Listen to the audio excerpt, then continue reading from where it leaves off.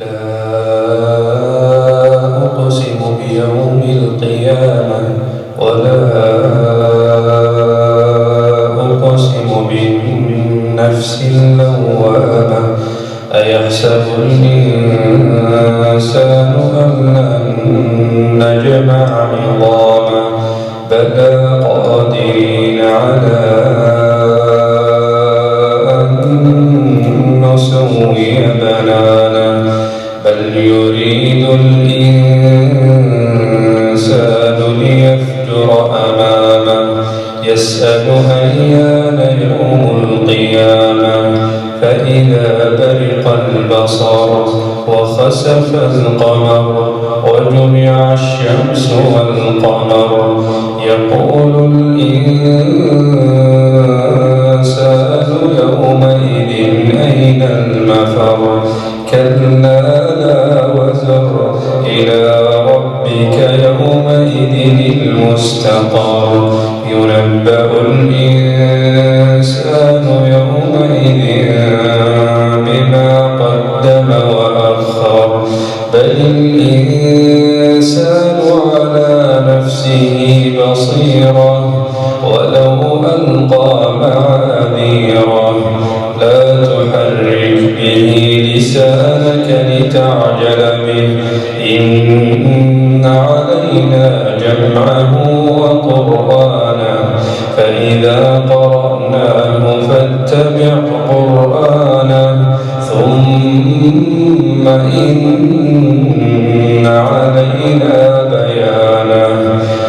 كلا بل تحبون العاجلة وتذرون الآخرة وجوه يومئذ ناظرة إلى ربها ناظرة ووجوه يومئذ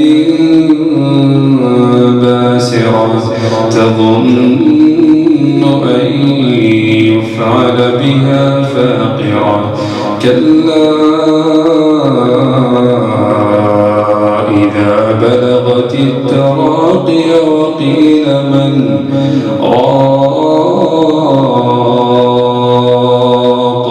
وظن أنه الفراق والتفت الساق بالساق إلى ربك يومئذ المساق فلا صدق ولا صلى ولكن كذب وتولى ثم ذهب إلى أهله يتمطى أولى لك فأولى ثم أولى لك فأولى أيحسب الإنسان أن يترك سدى ألم يك نطفة من مني يمنى ثم كان علقة فخلق فسوى فجعل منه الزوجين الذكر والأنثى